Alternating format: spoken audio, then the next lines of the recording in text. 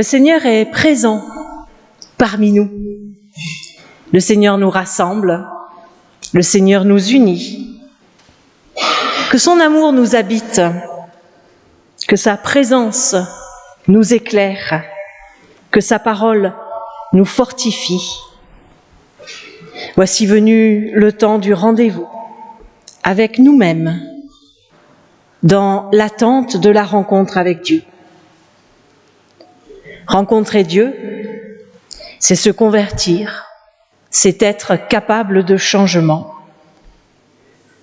Qu'importe le regard des autres, qu'importe aussi leur jugement.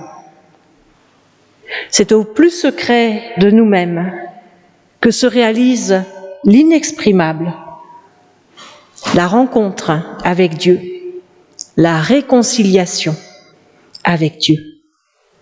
Amen.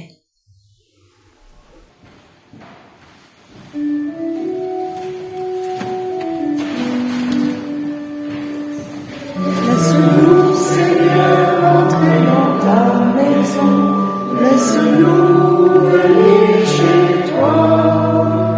Laisse-nous, Seigneur, partager ta moisson. Laisse-nous chanter avec toi. Quand le fête, alléluia. Lumière et fête, alléluia. Laisse-nous, Seigneur, entrer dans ta maison. Laisse-nous venir chez toi. Laisse-nous, Seigneur, partager ta moisson. Laisse-nous chanter avec toi.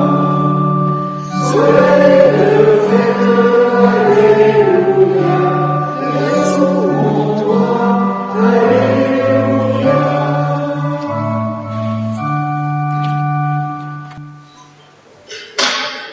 Chantez la louange du Seigneur.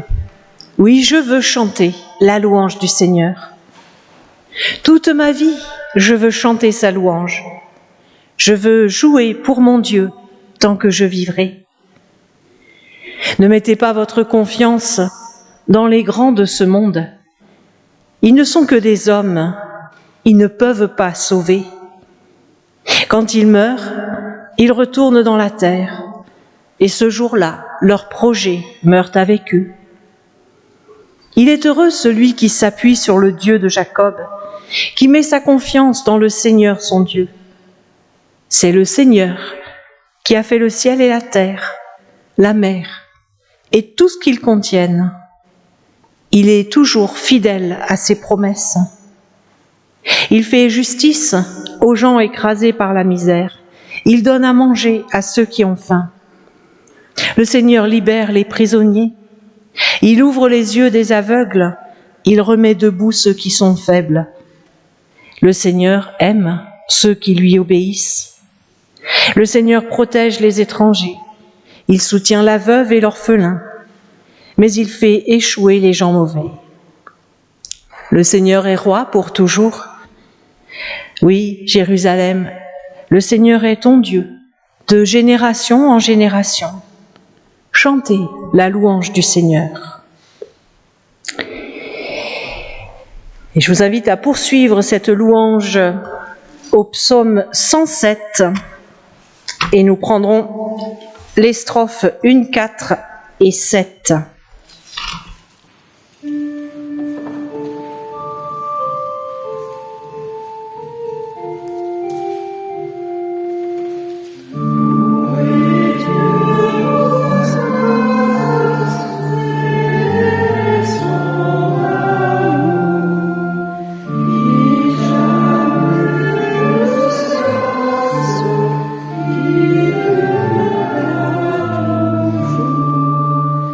Pour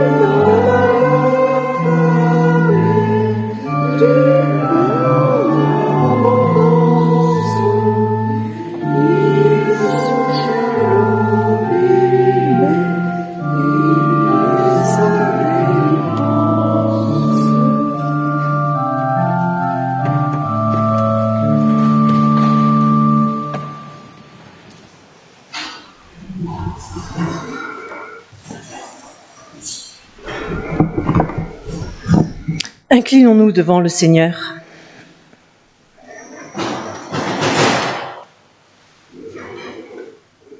Seigneur, tu nous vois réunis ce matin en ta présence.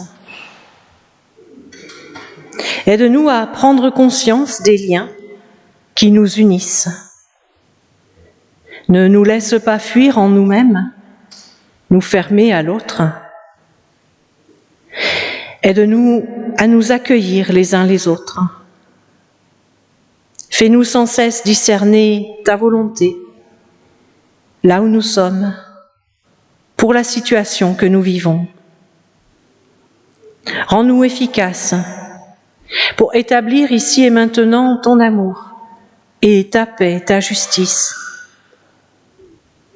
Fais-nous prendre conscience que dans notre cœur, tous les jours, nous créons des lois que nous mettons à la charge des autres et par lesquelles nous les jugeons. Aide-nous à nous soumettre à ton amour. Cet amour exigeant qui retient le pied qui chancelle, qui affermit la voix sans force, qui fortifie le faible qui trébuche. Donne-nous de regarder l'autre à travers des yeux fraternels, les yeux de ton Fils souffrant sur la croix, les yeux de tes témoins, signe de ton amour qui pardonne. Oui, guide-nous en Jésus-Christ. Amen.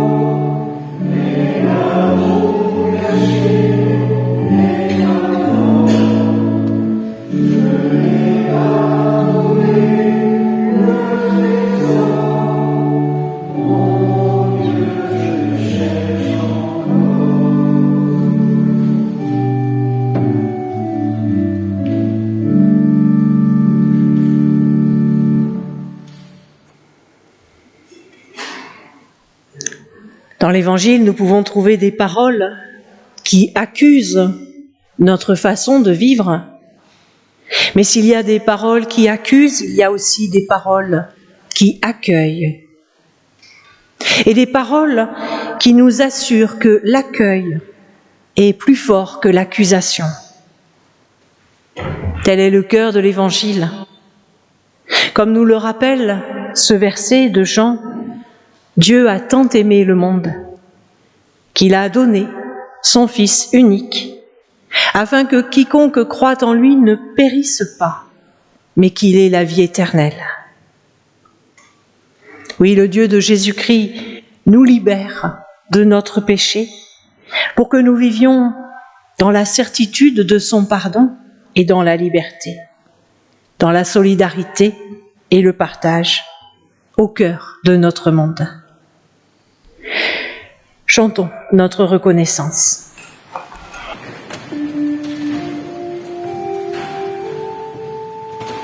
C'est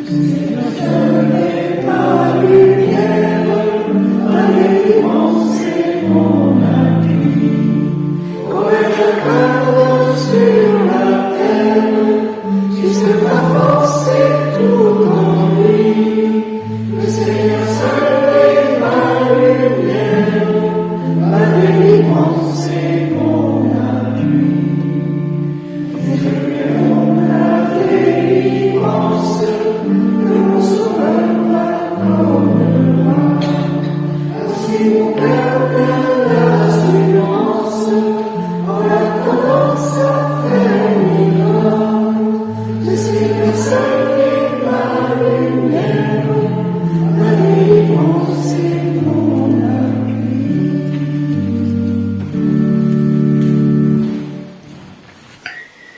Mes amis, aimons-nous les uns les autres, car l'amour vient de Dieu.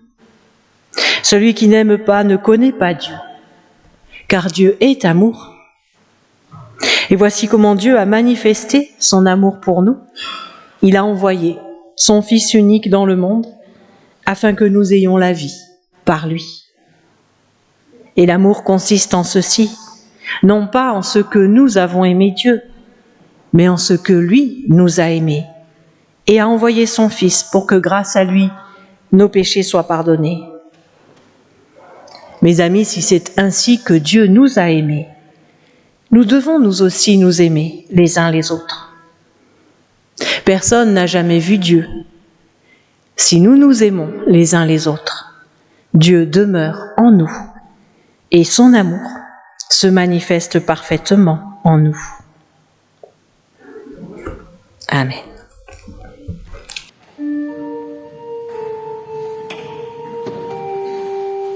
Seigneur, tu cherches tes enfants, car tu es l'amour. Tu unis tous les vivants grâce à ton amour. Seigneur, Seigneur, oh, prends en ton Église tous nos frères de la terre dans un même amour. Seigneur, tu vois le monde entier, car tu es l'amour. Et trouver son unité grâce à ton amour. Seigneur, Seigneur, oh, prends en ton Église tous nos frères de la terre dans un même amour.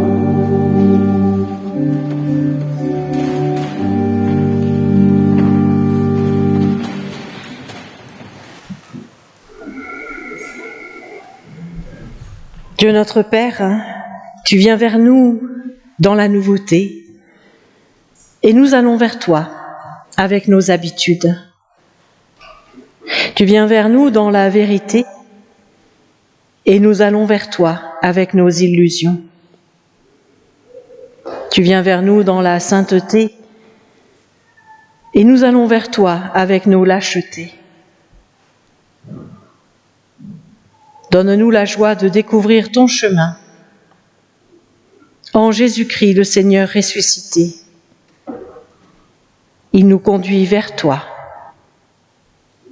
pour y vivre dans la joie de l'Esprit, l'amour qui défie les siècles. Amen. Parmi les lectures qui nous sont proposées ce matin, tout d'abord quelques versets au livre du prophète Amos.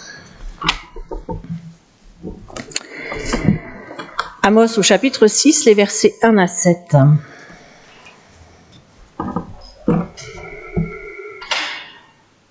Quel malheur pour vous qui vivez bien tranquille sur la colline de Jérusalem, et pour vous qui vous croyez en sécurité sur la colline de Samarie. On dit que vous êtes les meilleurs parmi les nations, et vos frères israélites se tournent vers vous. Allez donc à Calné et regardez. Ensuite, allez de là jusqu'à Hamath, la grande ville, puis descendez à Gath chez les Philistins. Est-ce que vous valez mieux que ces royaumes? Est-ce que votre pays est plus grand que leur pays? Vous cherchez à repousser le jour du malheur, mais vous faites venir le jour de la violence. Vous êtes couchés sur des lits décorés d'ivoire, vous êtes étendus sur vos divans pour manger les meilleurs agneaux du troupeau et les veaux les plus gros de l'étable. Vous chantez au son de la harpe. Comme David, vous inventez de nouveaux instruments de musique. Vous buvez du vin dans de grandes coupes. Vous vous parfumez avec de l'huile fine. Mais la famille de Joseph va être détruite, et cela ne vous fait rien. C'est pourquoi maintenant vous serez les premiers à être déportés, et vous disparaîtrez. bande de paresseux.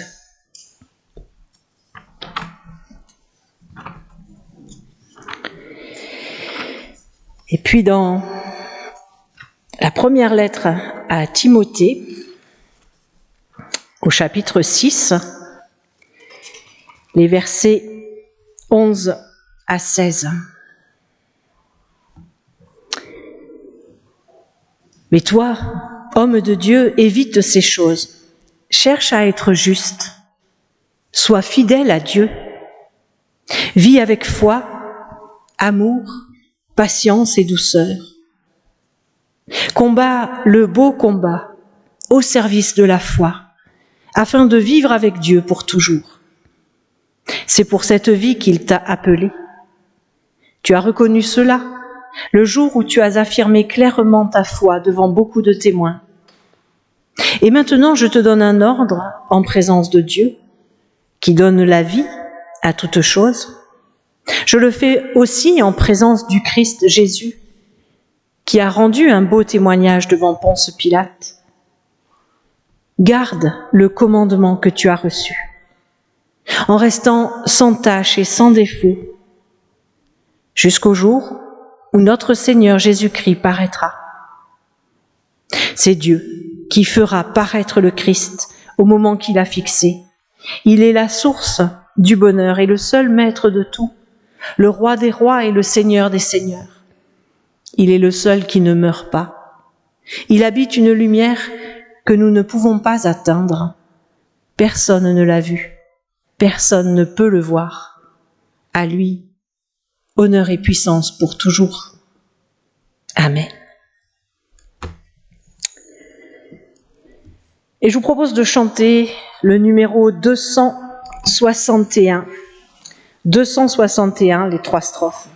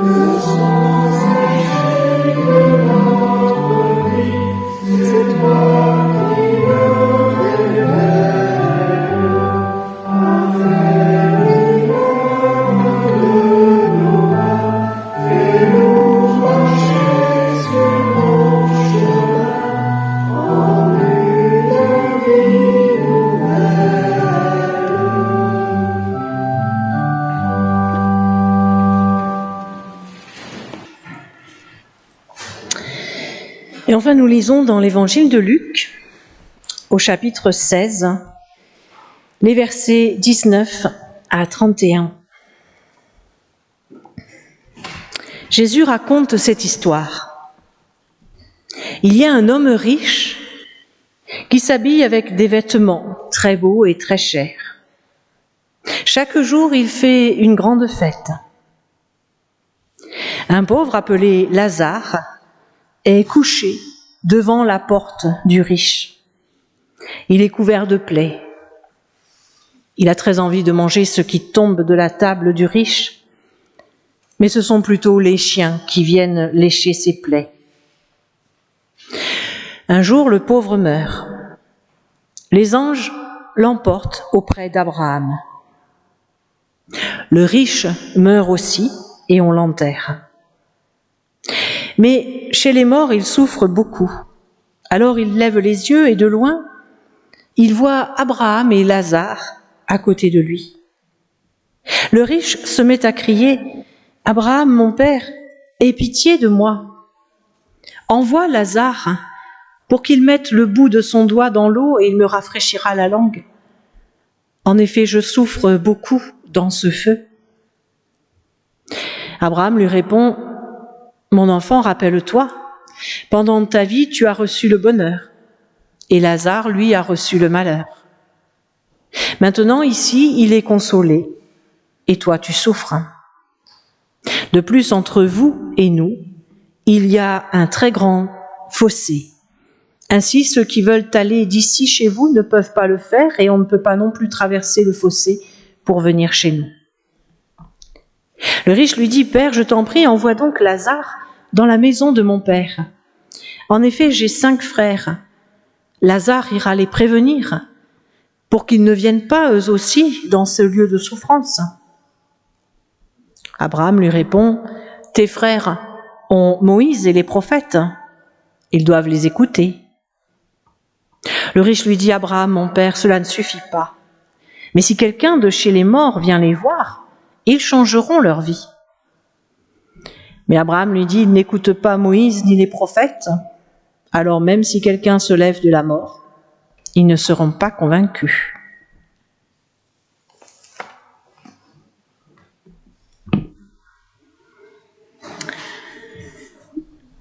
Voilà une parabole assez abrupte. Et la version en français fondamental le rend encore plus, je trouve. Une histoire qui semble nous dire que les pauvres seront consolés plus tard, que les riches paieront dans l'au-delà le prix fort pour tous les biens dont ils ont joui sur cette terre, et qu'en attendant, les premiers veuillent bien prendre patience et que les autres en profitent. Une lecture un peu simpliste, mais qui a fait des ravages au long de l'histoire, même si je pense qu'elle est fausse. Parce que je ne crois pas que Jésus cherche à nous faire peur avec un enfer futur ou à nous consoler avec un paradis futur. Non, je crois que Jésus nous parle de notre vie aujourd'hui, maintenant. Quel sens donnons-nous à notre vie? Quelle direction, quelle orientation voulons-nous suivre? Que voulons-nous transmettre? Une des choses importantes à la lecture de cette histoire, c'est le jeu des noms, ou plus exactement l'opposition entre celui qui a un nom et celui qui n'en a pas. Vous le savez, dans la pensée biblique, le nom, c'est quelque chose de fondamental. Donner un nom, c'est un acte très important. Parce que le nom ne sert pas seulement à désigner la personne, l'être qui le reçoit, mais c'est aussi l'inscrire dans une histoire et lui donner une vocation. Dans la parabole racontée par Jésus, le pauvre a un nom. Il s'appelle Lazare, ce qui signifie Dieu aide. Il n'a peut-être que cela, mais ce nom fait qu'il est quelqu'un. Il est Lazare. Le riche, lui, n'a pas de nom. Il n'est personne. Il n'a pas de nom parce qu'il n'a pas d'histoire.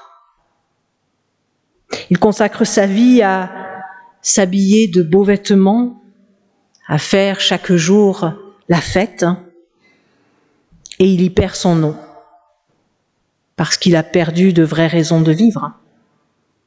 L'important pour lui, c'est d'être bien habillé, de bien manger. Ce sont là les seuls buts de sa vie. Il fait de grandes fêtes, mais on ne sait même pas avec qui. Le texte n'évoque pas d'invité. Il s'est laissé enfermer dans sa richesse, dans le reflet argenté que lui renvoie son miroir.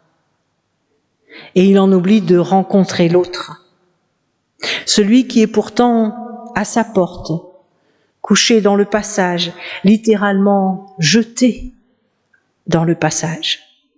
Il ne peut pas ne pas le voir, et pourtant il ne l'a jamais regardé. Il n'a jamais pris le temps d'entrer en relation directe avec Lazare, de construire un échange, une histoire avec lui.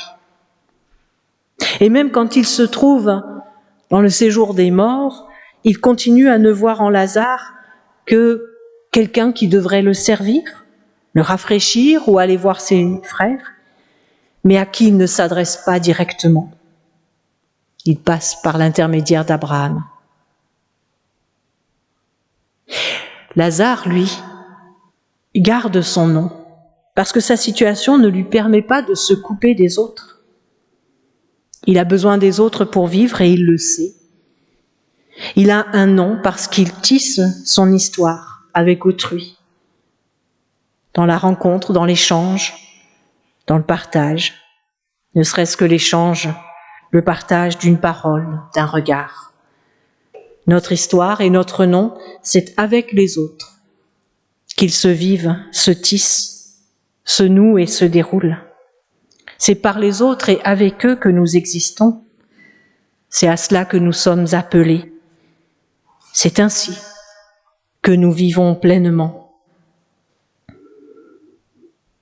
Mais à chaque fois que nous nous replions sur nous-mêmes, nous laissons se creuser entre les autres et nous le grand fossé, le grand abîme que le riche de la parabole découvre trop tard. Oui, Jésus nous interpelle, qui que nous soyons, riches ou pauvres, et on est toujours le riche et le pauvre de quelqu'un. Il nous invite à saisir dès maintenant les occasions de rencontre, les occasions de vie qui nous sont données. C'est ici et maintenant qu'il nous faut vivre. Nous n'avons qu'une vie, que faisons-nous pour qu'elle soit véritablement une vie et non une mort? Jésus nous met en garde. Il vient un jour où il est trop tard, où on ne peut plus changer le passé, on ne peut plus revenir en arrière, ni faire ce que l'on n'a pas fait avant. Pour le riche, sans nom, la mort, c'est le moment où il prend conscience de tout ce qu'il a manqué dans sa vie. Sa solitude, son égoïsme, son aveuglement face aux autres deviennent autant de flammes qui le dévorent. Oui, c'est ici-bas, c'est maintenant qu'il nous faut vivre. Et la vie s'écrit dans une main tendue, dans un regard donné, une parole échangée, dans chacun de nos gestes, pour combler le fossé qui nous sépare des autres. Oui, chaque fois que nous mettons en pratique la parole de Dieu, c'est cette parole qui nous permet de vivre, de recevoir un nom. Une parole qui nous invite à parler à notre tour, à dire oui à la vie. Le riche anonyme demande à Abraham d'envoyer Lazare avertir ses frères parce qu'il pense que la vue d'un revenant convaincra ses frères mieux que Moïse et les prophètes. Et comme lui, nous souhaiterions parfois que Dieu nous prenne par la main, qu'il nous envoie un miracle, une preuve, quelque chose qui ne nous laisserait pas le choix, qui nous convaincrait sans qu'aucun doute ne soit plus possible. Mais Abraham refuse. Ils ont Moïse et les prophètes, c'est-à-dire toute l'Écriture, là où nous entendons la parole de Dieu. Cette parole qui invite à se convertir, à changer de comportement, à choisir la vie. Dieu fait appel à notre liberté pour que nous répondions à sa parole par notre propre parole. Comme le riche et ses frères, nous avons Moïse et les prophètes. Nous avons la parole de Dieu. Sachons l'écouter, la recevoir, pour qu'elle nous fasse sortir de nos tombeaux et aller vers nos frères. Amen.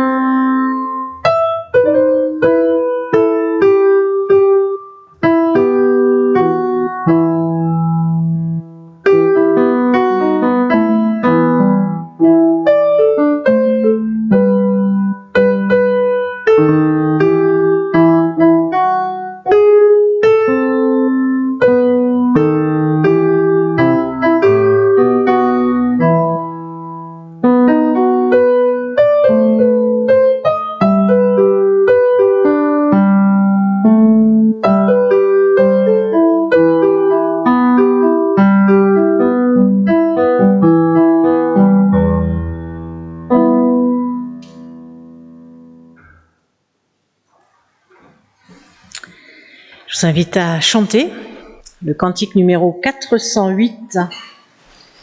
408 et nous prendrons les strophes 1, 2, 4 et 5.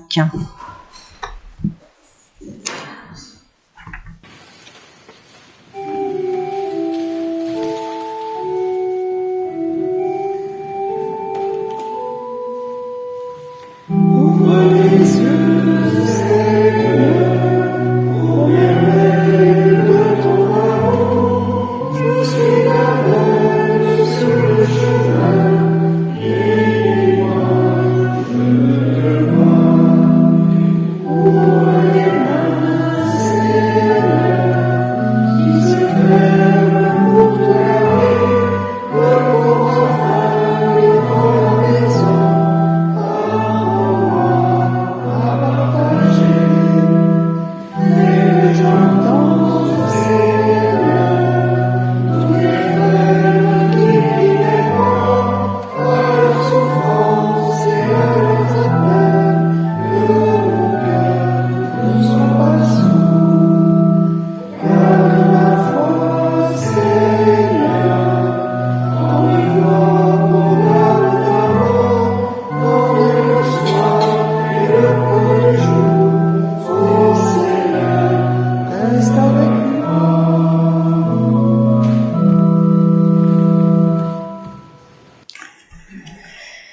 Je vous invite à dire notre foi avec la confession numéro 7 et avec les mots de l'Église presbytérienne d'Afrique du Sud. Nous croyons en Dieu le Père qui a créé le monde entier, qui réunira toutes choses en Christ et qui veut que tous les hommes vivent ensemble comme des frères en une même famille. Nous croyons en Dieu le Fils, qui s'est fait homme, qui est mort et qui est ressuscité en gloire, réconciliant le monde entier avec Dieu, renversant tous les murs qui séparent les hommes, toutes les barrières de religion, de classe, de race et de culture, afin de créer une humanité unie. Il est l'unique Seigneur qui a autorité sur tout. Il appelle chaque homme et la société, l'Église et l'État, à la réconciliation, à l'unité, à la justice et à la liberté. Nous croyons en Dieu l'Esprit, qui est la promesse du royaume qui vient, qui nous donne le pouvoir d'annoncer le jugement de Dieu et son pardon pour les hommes et les nations, d'aimer et de servir tous les hommes, de lutter pour la justice et la paix, et d'appeler le monde entier à reconnaître ici et maintenant le règne de Dieu. Amen.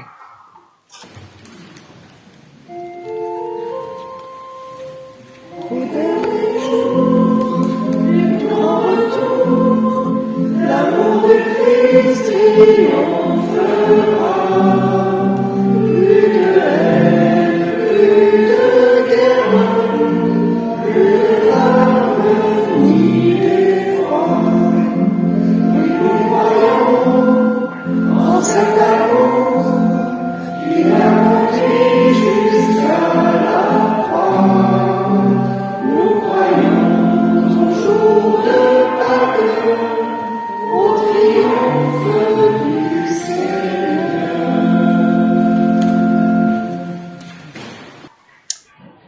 Je laisse la parole pour les annonces.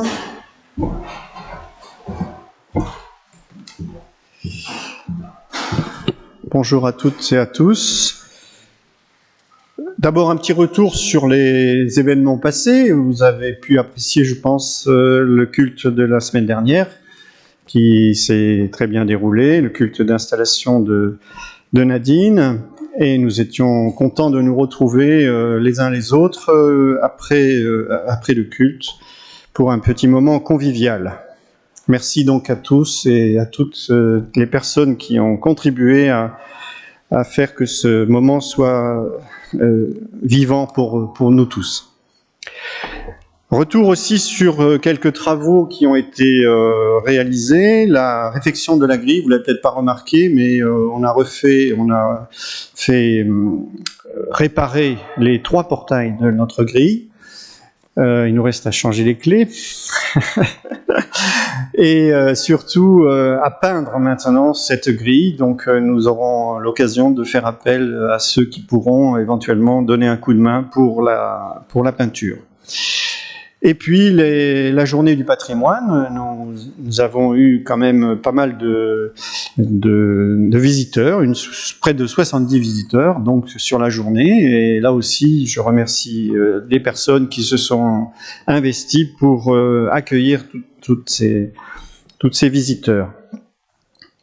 Les annonces maintenant à venir. Donc le 3 octobre prochain, donc c'est le partage biblique œcuménique ici même à 17h30 sur le 2e livre des rois au chapitre 5, et c'est Marion Combe d'ailleurs qui assurera le commentaire de ce texte. Ensuite, nous avons le 18 octobre, je signale la journée œcuménique du Tarn au Pigné, avec la présence d'une théologienne protestante en la personne de Daniel Ellul. Alors, je ne sais plus très bien le thème, mais bon, si ça vous intéresse, vous pouvez vous adresser à Nadine ou à moi et on vous fera passer les informations toute la journée, le 18 octobre. Le lendemain, 19 octobre, eh bien, ce sera un concert de chant lyrique dans la même veine que celui qui avait eu lieu il y a maintenant 3 ans, peut-être, avec des chanteurs élèves de la Scala de Milan, je crois, et qui viendront nous régaler avec des morceaux d'opéra. Voilà, je m'en tiens à cela pour le moment. Merci. Pour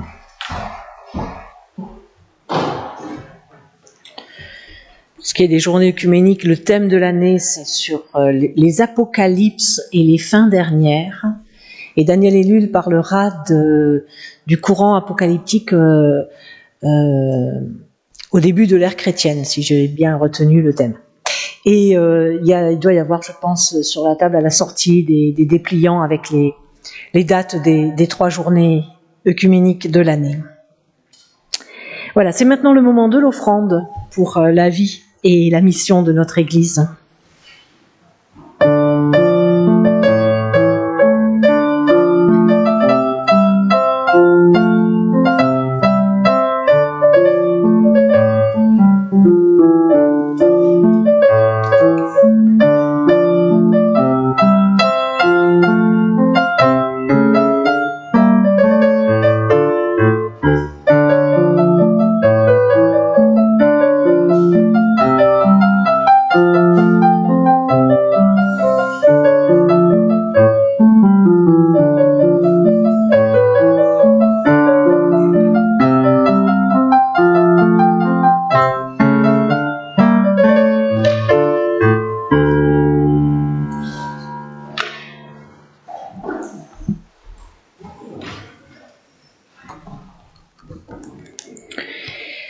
Unissons-nous dans la prière.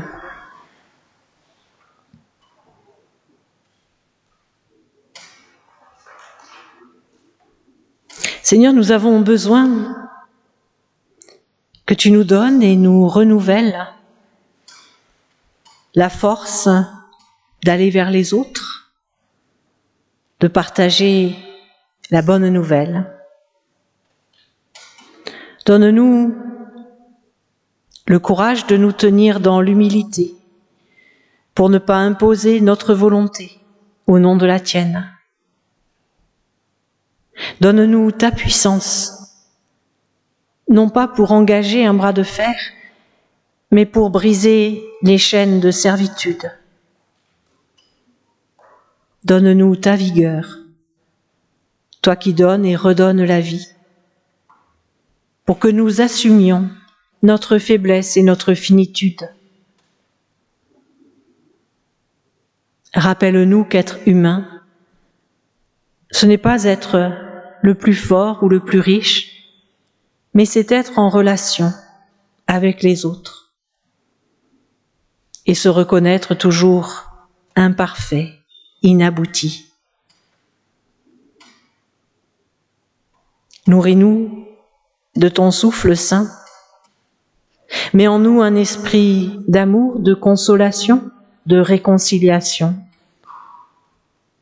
Fais taire en nous les pensées qui raillent, la vantardise de connaître des choses savantes, de peur que notre orgueil nous paralyse dans notre rencontre avec l'autre.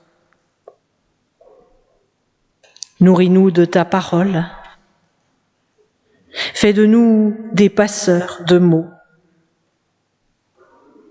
Que de nos bouches, les paroles que tu nous inspires éclosent comme des fleurs sauvages. Nous avons appris la valeur de ton silence et nous savons que c'est en nous disant « Je t'aime » que tu nous remets debout. Donne-nous de savoir témoigner